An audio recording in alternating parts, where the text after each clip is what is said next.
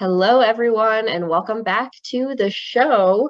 Today, we are venturing into the flashy entertainment district with none other than our dearly beloved Uzui Tengen. I'm going to be your host today. I'm Emily, and as always, I am joined by Hannah and Bryan. Hey everyone.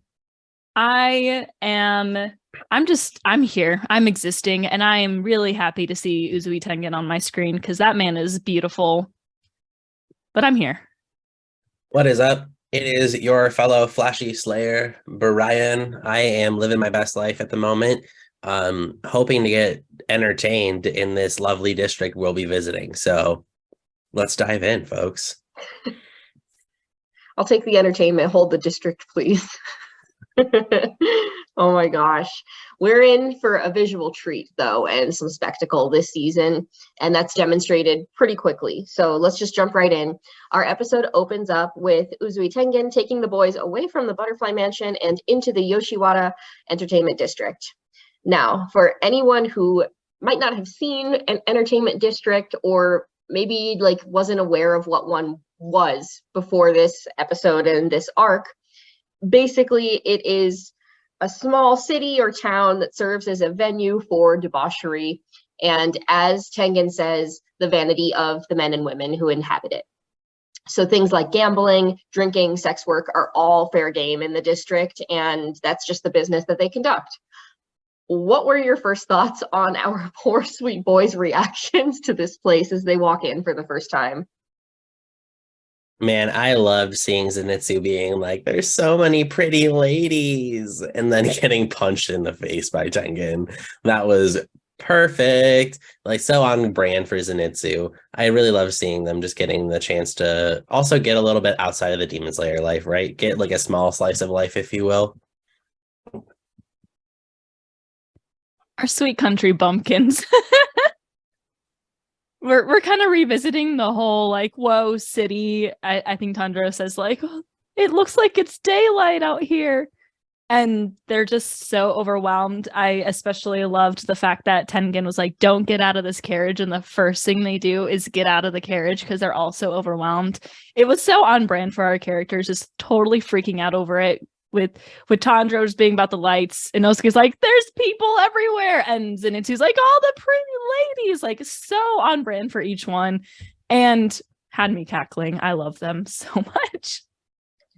They're so funny, and that just continues through this episode. But I like the point that you brought up just about Tanjiro being fascinated by the electric lights, because we have to keep in mind that this is happening during a time where that is relatively new, and so it would have only been available in the more densely populated and kind of affluent areas. And so it's but how pure and sweet that he's just so intrigued by an electric light, because it's fire for him. That's all that it really has ever been. Yeah. He was selling coal in the city so people could have light. It's kind of a callback to when we met Muzan too, because he had the similar reaction in that city. He just he doesn't know how to react to cities yet. Like I said, sweet country bumpkin. He's just like, what? It's so cute. So cute. Sweet, sweet boys. Oh man. Well, they're going to have plenty of time to get acquainted with this flashy entertainment district, because the mission here is to look for Tengen's missing wives. And at first we're talking about one of them. Yes, one of Tengen's missing wives. One of three. So shortly thereafter, this epiphany, we learned that Tengen and Zenitsu do not get along for a related reason. This is another funny moment that Demon Slayer handles really, really well as what comes next. Our boys have to dress undercover to infiltrate the houses of the Oirons, or the head courtesans, where Tengen believes a demon lies in wait. He goes on to explain that his three wives, Hinatsuru, Makio, and Suma, have been sent undercover to try to find the demon, but he has not heard from them recently. So naturally, the boys also have to go undercover, as I mentioned, to investigate, but their disguises are something else. What are your thoughts here on the reveal of Sumiko, Zenko, and Inoko? Oh my god. Peak comedy right here. I think it's hilarious that right before we see Sumiko, Zenko, and Inoko, Tengen literally says, we have to disguise ourselves in a drab way. And then he proceeds to make them look like literal, like clowns, white makeup, bright red round cheeks, crazy makeup. And I just die every time. They're each like perfect for their characters, but oh my gosh. When I started watching Demon Slayer, I did not think I was going to be seeing our main trio dipping their toes in some drag. But it's expanding on this universe, and it's really exciting to see like what's going to happen next. Like, are they going to get away with this? Like, they're clearly boys in my opinion, but just wild, absolutely wild. I mean, you know what they say, we're all born naked and the rest is drag, right? So with that in mind, I feel like it's amazing. I loved every single part of it just because these boys clearly look wild. And I mean, I bet it was kind of a custom at that time, right? To present yourself in a certain way when you're trying to get sold. So I'm sure Tengen was doing his best. I'm sure he didn't do all of the work that maybe Makio, Suma, and Hanatsu could do. So at this point, right, they're just getting into a house. Like, they're just like, these are the bottom of the barrel. Take them, please. And it was just perfect. Right, like these are your discount courtesans. These are the Ross version. Make them clean the toilets, please. Oh, our poor sweet boys. Something that is not specified in this moment, but that I like to imagine personally is like who got them dressed up? Like, because if it's like that they kind of did it themselves, I feel like that's kind of believable, but also I'm like having a hard time imagining Inosuke in particular like doing that willingly. And then I'm like, okay, so if it wasn't Inosuke, was it like Tanjiro is like, this is kind of what I think that girls look like. Let me do your makeup for you. Or is it Tengen and this is his perception of what a pretty woman is? Because then what are his wives going to look like? Oh my God. Oh God. I imagine like Tanjiro trying to put their makeup on and Zenitsu's just freaking out because he probably knows the most about women of the three of them, and he like Tanjiro had to like knock him out to do it. And Tengen's like, yeah, this will work. You guys look great. Oh my gosh. Peak comedy, 1000%. And we're starting here for the rest of this episode. So they're all dolled up, they're ready to go, and the next prerogative is for them to be sold into service, which may prove to be the larger challenge. Zenko and Inoko are not sold as easily as Sumiko, regardless of how pretty and persuasive Tengen might be to the house courtesans. So, bye Sumiko, got sold pretty quickly because she looks kind and responsive. Zenko and Inoko are going to need a little bit more persuasion. So Tengen takes them and they stumble upon a parade of courtesans where they observe the traditional procession and this very traditional, almost dance-like movement through the town as she goes to attend to one of her top suitors, essentially. So this is like a tradition that they would have in the entertainment district. Is there anything important or anything that struck you about this careful tradition in the context of Demon Slayer? I think we've seen a lot of tradition and etiquette in Demon Slayer. If we look back to season 1 of the Mugen Train, when we had the flashback of Shinjiro and Kyojuro doing that same exact process of unsheathing their swords, right? There's that part of it. So like in the Demon Slayer world, I think this kind of presents like the maybe slow burn of the arc that's coming forward, because we see her walking and like deliberately almost pausing before she takes her next step and very carefully selecting like which foot comes next and things like that. So I think it's going to be a very accurate representation of kind of how the overall conflict is going to play out, that it's going to be important to pay attention to details, that it's going to be important to try and critically think about what comes next. Yeah, I think I've said this before, but one of my favorite things about Demon Slayer is just how rich it is in the Japanese culture And I think this is one of those things. I actually saw like a TikTok video of this actually happening at some point in, I don't remember when exactly it happened, but and of course, like, don't be those cringe anime fans that comment on those videos like, I know what this is because I watch anime. Like, don't do that. But it was really interesting to see because it reminded me just how much like this show is introducing us to these new traditions that we're not used to as American viewers, because, you know, this is so rich in that Japanese history. And this is something very specific to the Japanese way of doing this, I think. You know, I won't take a deep dive into my thoughts on like what exactly it is that they're doing, but both Japan and America has like this system, but Japan handles it very differently. And it's almost like way more respectful. And like, you can see that people are like, oh, this person is like important. This person is, you know, going to meet off one of her clients. So I find it very interesting and almost educational for us as non-Japanese viewers, which is something that I really, really like about the show. I absolutely agree. There's a much heavier emphasis, I think, in a lot of Eastern cultures on tradition and, how's the right way to say this? Almost like the patience of the process of their traditions, if that makes sense. We have like a very, and this has spread like globally, so it may not be exclusive to the United States, but we seek a lot of instant gratification, I think, in a lot of things. And this process is not that. It's extraordinarily slow and measured. And, you know, they mention in passing that the Oirons would have been well-versed in a lot of these different traditions. So like not only the fluid motion of the dance, but probably similar things like the tea ceremonies, which if you've ever seen one of those, also take quite a while because it really is about the process and the journey more than the end result. It's about the ceremony and the ritual part of it. So I think that there's a lot to be said for seeing this demonstrated in a lot of different areas of Demon Slayer. It, like Hannah said, is educational because it's not something that we experience in a lot of different places in Western culture.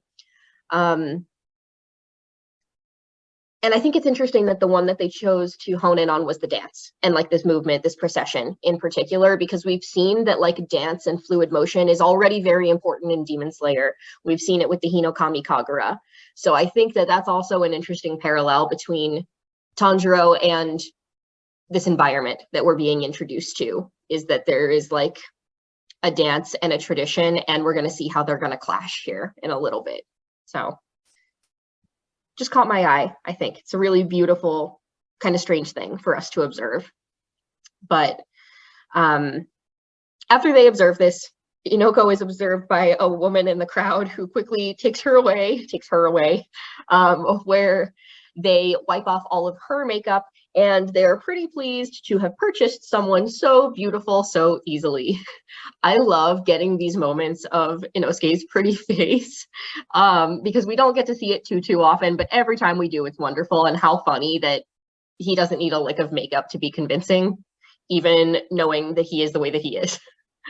That being said, poor Zenitsu is left over and has to play the shamisen very aggressively to be accepted into his respective house. What did you think about these moments for these two ridiculous goobers? Oh my goodness, just wild. I too am very happy to be seeing Inosuke's face again. It feels like it's been so long. And it has, like, we really don't get to see his face very often, and it's almost like it takes you back for a moment when you're reminded, like, oh, he has this very like feminine, like pretty face.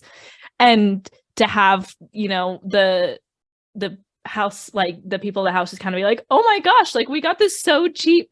And then also like the call to his muscles, like she's rather like heavy, or however they said it.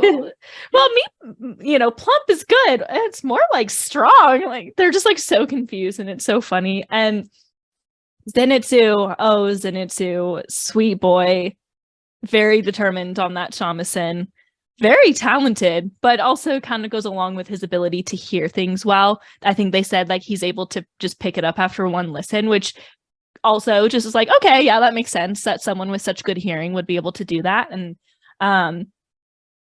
he was a little aggressive about it. Poor dude is, just taking hit after hit this episode of being told he's ugly and having to sit next to Tengen, who's like, in his unflashy way, somehow even prettier.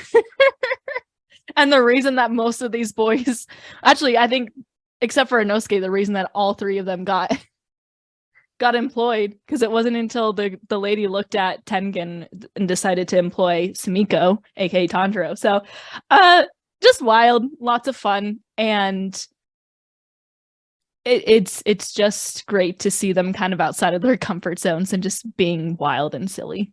Yeah, I love how they kind of animated Zenitsu as he was playing the shamisen, because that lightning, he was clearly getting like pissed that like this is what he was doing and this was their next mission. And you could tell that there was still some salt left over from realizing that Tengen has 3 wives. So there's just a lot of like mixed emotions for Zenitsu right now, and he is playing his heart out though. I will say they're like, wow, he's really good. Kind of ugly, but good player. And they were like, that was just so cute. I was like, yeah, you could put him in the back, put someone else with a prettier face in front, give her some string orientations, and she's great. She'll sell off quickly. But Inosuke, I think Inosuke getting to see his face was nice too. I appreciate when we do get to see it, because I think it does somewhat remind us of gender fluidity. And I think that this is kind of being really well tackled here, is that like looks are very deceiving. And I like how they continually reference that, like, oh, they're so strong. Oh, they can do all these things. Like, those are things that women can't not do, right? Like, just because the look is there doesn't mean the content is the same. So I think it's really interesting how they're tackling this issue in an intelligent way that I think even American culture kind of fails to do in a certain way. Because it doesn't really grasp you. Like, people don't actually think about things like that when you look at an American TV show. So that's completely true. I think that it's handled like as respectfully as it possibly can be, and without being disrespectful. I think it's like just silly enough that it's like not disrespectful. It serves a purpose in their mission, but it is funny. So it strikes a balance very, very well. Yeah, I think in particular I was struck by Zenitsu. Like, Inosuke's pretty face is so funny. Not terribly surprising, although I think that if he had his say, he'd be kicking and screaming the entire way. So there's that for him. Zenitsu, I love the like complete 180 that he takes here, because at first he's like so against everything. He's like, there's no way you have 3 wives, Tengen. Like, look at you, you're such a weirdo. And then all Tengen has to do is take the hat off. and then Zenitsu's like, oh, you're actually kind of a stud. And that makes me even angrier than I was before, because this explains how you can have 3 wives when I don't even have 1. So jealous. It's so funny. And that's like the reason why he was so mad with the shamisen and doing it so well. He was like, I'm going to become the #1 Oiran in Yoshiwara. And it's all because of Tengen. Which is also a little backwards. It's like Zenitsu, focus. Oh, it's so good. Our boys. The point. Always flying right over their head. So Inosuke and Zenitsu are going to do what they're going to do, and hopefully they'll be able to work it out. But we cut back now to Sumiko, or Tanjiro, and he seems to be faring pretty well at his respective house. They note in their assumed observation of her that she is strong, and as he's helping to load some of the courtesan's gifts towards her bedroom, he accidentally overhears 2 of the younger courtesans discussing a practice called ashinuke, which means to like run away from the district without being able to pay off their debts. Sometimes they do this for love or sometimes for fear, and they're talking about somebody from their house who has recently done this. So he inquires a little bit further about it, and they're able to briefly explain what it is, but not before the lead Oiran appears in the doorway behind them. And Tanjiro discovers that the recently disappeared courtesan is probably Suma, Tengen's missing wife. He lies and says that she is his older sister, but he's so bad at lying that it's a wonder he's able to get through it at all. Hannah, this one is for you. What did you think about this moment? Oh my gosh. I die every time. You know, Tanjiro, we love him. He's such a sweet boy. He's such a good boy. So much so that he literally cannot hold a straight face when he lies. Like, what an on-brand thing for them to add to this story. And as a Tanjiro stan, I'm like, man, like, it just keeps getting better. Like, they just throw in these little funny moments that still call to his just like good nature. And he's trying so hard. He's trying so hard to get the information, but he's having such a hard time with it because he has to lie. My sweet boy. I think this was really cute. And I love when they do those like 1920s cut screens. I think that's just so funny. And it's like Tanjiro is so bad at lying. He literally cannot get through it and is thinking of what to say. And it gets even worse when they keep like doing the black and white and like you see his eyes roll up and he's like getting animated even like derpier.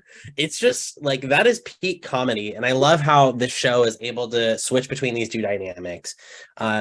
It's just so good being able to see these characters have to like fake something out here, but try and do it for a good reason. It's just so cute watching Tanjiro try and lie. Try. Succeed, probably not. Although I guess somehow they buy it. Like, I don't know how that happened. I mean, to be fair, we could rewind a bit, and I don't understand how anyone's actually buying their outfits in the first place, but you know, they've probably seen it all. They've seen it all in this district of debauchery. So maybe it's not surprising to them. Maybe they just don't care. Who knows? However, like the lie is so sweet and so pure, but it definitely gives that voice away too. He's like, I'm speaking through clenched teeth because I feel so uncomfortable with this because it's not who I am. But you can't know that because right now I'm not me. I'm Sumiko. He's really struggling. Oh, she's my older sister. He might not have a career in showbiz. No, not for him. Oh, our He'll little take the bad district, actor. hold the entertainment. Oh my gosh. Oh man. All right. So he's struggling through it, but trying to get a little bit of information. And meanwhile, Inosuke is trying to do the same thing. He overhears that Makio may have gone missing. And so he is trying to learn more about this while simultaneously having to carry himself as a young woman. What a nightmare for Inosuke. Specifically told he can't speak because his voice is way too aggressive. So he has to grin and bear it in silence. Not his ideal situation.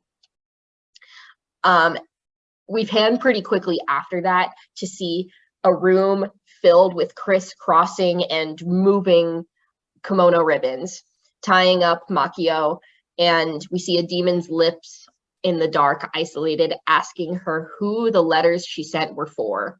This is a callback to the envelopes that we've seen Tengen hold, and so we can safely assume that this is Makio. This is very ominous as she's being tied up and effectively tortured. We have not seen many female demons so far in the show. What do you think about one of them showing up here in the entertainment district as opposed to maybe before? Tengen said that it made sense for a demon to appear in such a debased and vile place, but it's interesting, I think, that this is a female demon.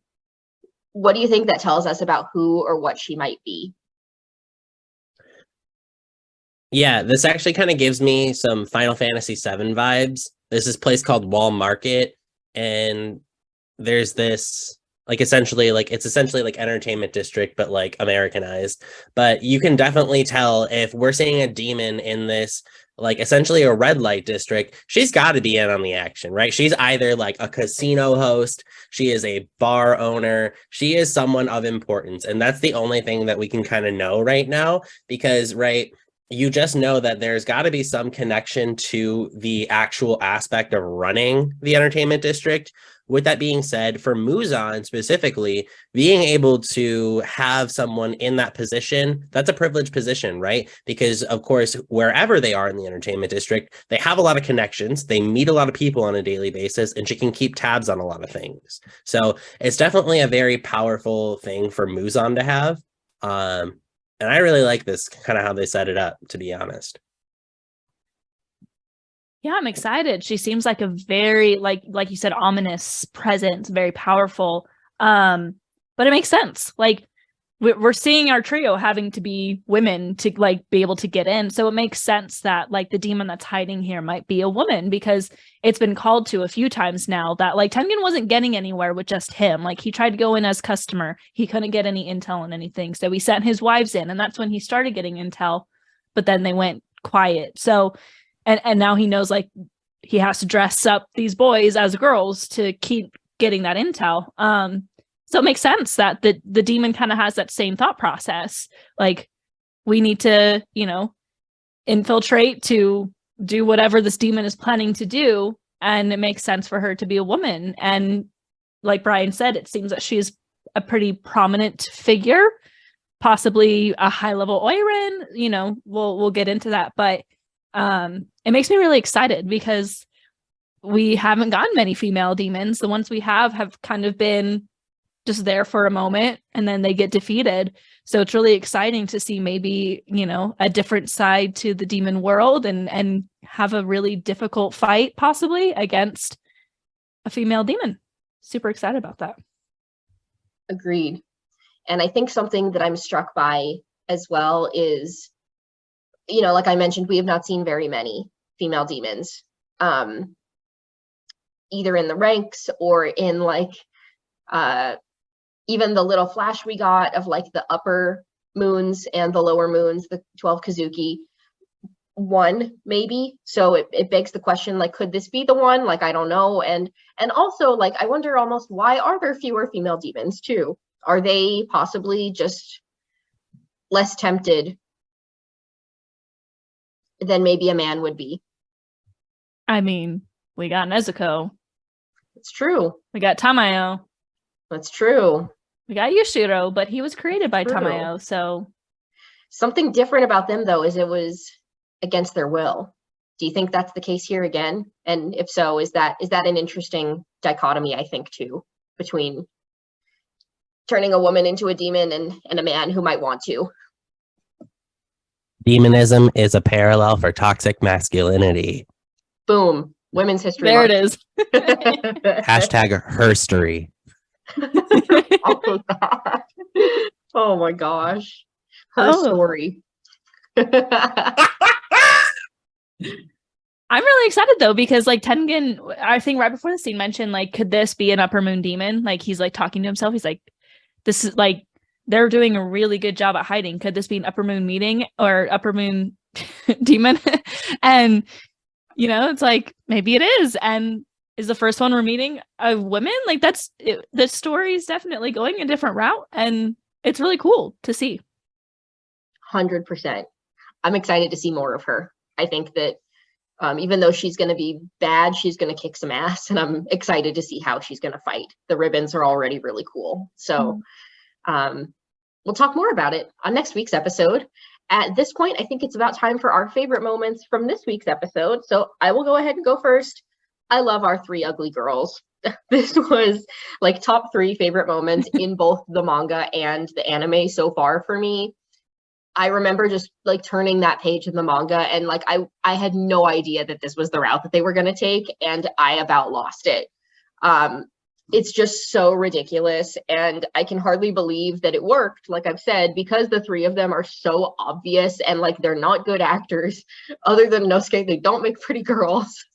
They're not good at putting on makeup.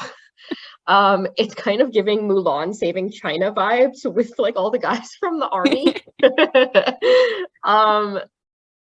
It's just so funny. So that's my favorite moment. Yeah. My favorite moment's a really silly moment. It has to do with Inosuke and Tanjiro. First of all, kind of going to that first moment where we're introduced to them as girls. For some reason, Inosuke's sticking his tongue out, and I really don't know why he's doing that. It's hilarious. But when they arrive in Yoshiwara on the little carriage thing, this little tiny thing that makes me go, "Aw!" Inosuke has his hand on Tanjiro's shoulder, and he's just like latched onto him, like, this is my friend, and I don't know what's happening. And it's so cute. It's just like this tiny little detail. You know, I love their friendship a lot, and I love to see it progressing. And you just see how close he is with him. He might not admit it, but he's just like, he's got his hand on his shoulder, and Tanjiro's just like looking around too. It was so cute. I loved it.